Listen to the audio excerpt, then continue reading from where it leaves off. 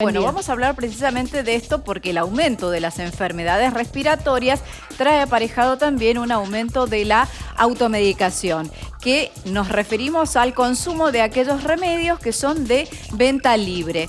6 de cada 10 mendocinos se automedican y la mitad de ellos tiene algún problema, como decía Luciana, o alguna consecuencia en su salud. Y esta práctica es muy común en los adultos, sobre todo en esta época, ¿no? En donde ven los primeros síntomas de enfermedades respiratorias, ahí nomás van a la farmacia y se automedican. Y vamos a hablar de este tema con Sergio Zaraco, que es presidente de la Asociación Toxicológica Argentina. ¿Cómo le va? Buen día. ¿Qué tal? Buen día, un gusto. ¿Cómo está? Igualmente, tenerlo acá. Bueno, ¿qué es lo que ven ustedes cotidianamente, sobre todo en esta época del año?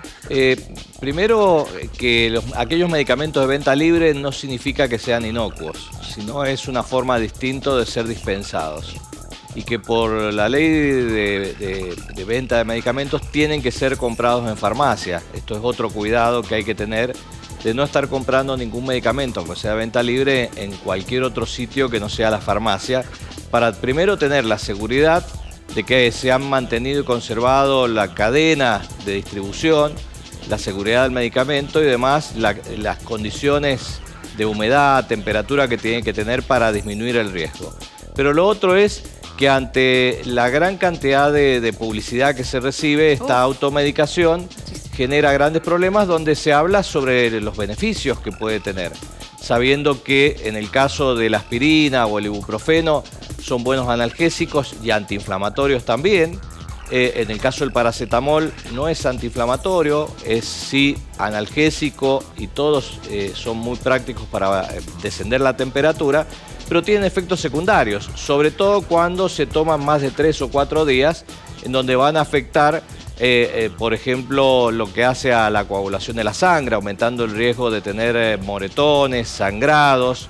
Pueden producir alteraciones a nivel de la presión arterial o afectar la parte hepática. Los hipertensos sobre todo, ¿no? En esta época tienen que tener mucho cuidado y sobre todo el consumo de ibuprofeno, ¿no? Porque se abusan y cada cuánto tiempo también, no miden el tiempo en el cual uno lo consume. O se hace en forma repetida para algún dolor que uno puede tener o algún problema reumático, y esto siempre tiene que ir bajo la indicación médica. Porque este uso prolongado, y prolongado es más de 3 o 4 días, cualquiera de los que nos están viendo, si abren la caja y leen el prospecto, dice claramente no tomar más de 3 días en caso de fiebre y no más de 5 en caso de algún dolor. Si es más tiempo, esto es importante ver con el médico para ver qué interacción puede tener con otros medicamentos. Sobre todo los que tienen que tener mucho cuidado, aquellos que tienen problemas de gastritis, problemas a nivel esofágico, tener cuidado en lo que hace a la parte de la función renal. Los pacientes con problemas cardíacos con el ibuprofeno también tienen que tener mucho cuidado en la dosis. Lo ideal es no superar la cápsula o el comprimido de 400 miligramos, que puede ser cada 6 u 8 horas.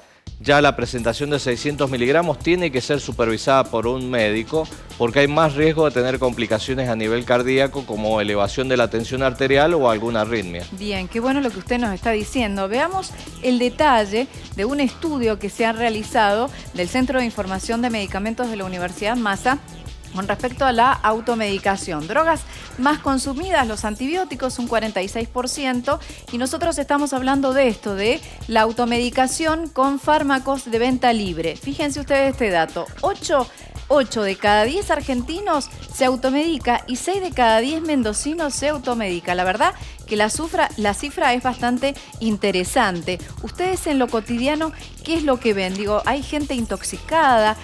¿Cuál es la atención que ustedes están teniendo? Lo más frecuente que estamos viendo, en el caso de niños, es con el ibuprofeno en jarabe, que tiene un gusto muy rico. Entonces, lo habitual es que el nene se tomó el frasco completo del ibuprofeno. Cuando es al 2%, llegar a una dosis tóxica es menos probable, pero al 4% fácilmente llega.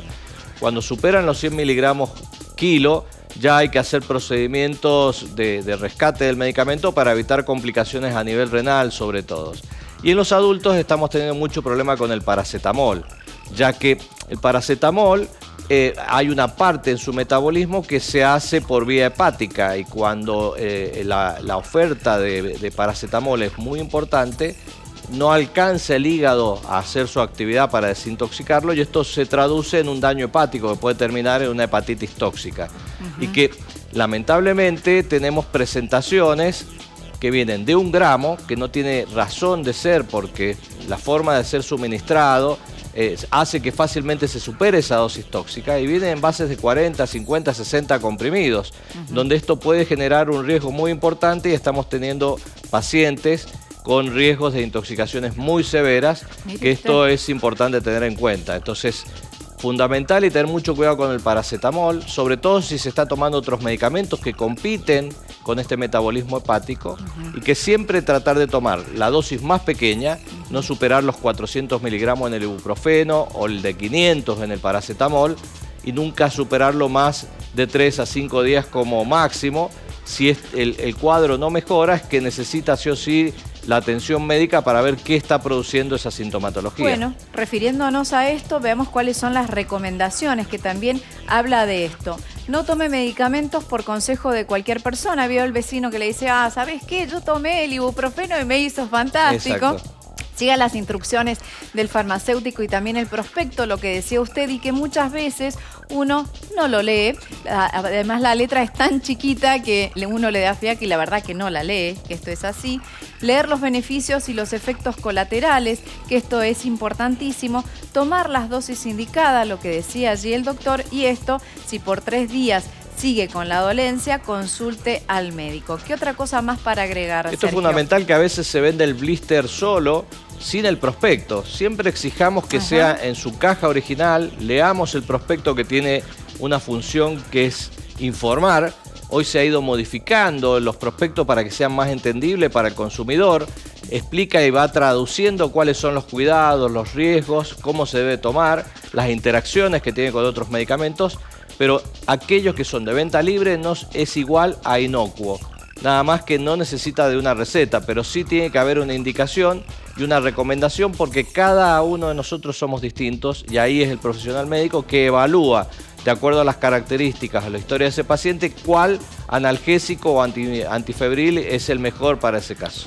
Y hay que ser muy responsables con nuestra salud, porque lo que decía recién, 6 de cada 10 mendocinos se automedican y la mitad tiene problemas. Entonces, exacto, cuidado con el paracetamol, el ibuprofeno y la vallaspirina. Y los otros antiinflamatorios, que tienen que tener una indicación médica, que es quien va a evaluar cuál es el más adecuado y si corresponde o no estarlo tomando por los riesgos que hay existentes. Hoy hay una gran disponibilidad de medicamentos que uno va a determinar con el conocimiento científico cuál es el mejor para ese paciente particular. Claro, claro, porque cada paciente es distinto, como decía usted. Exactamente. Bueno, doctor, como siempre, un lujo escucharlo y un placer, gusto. Aprendemos un montón con usted.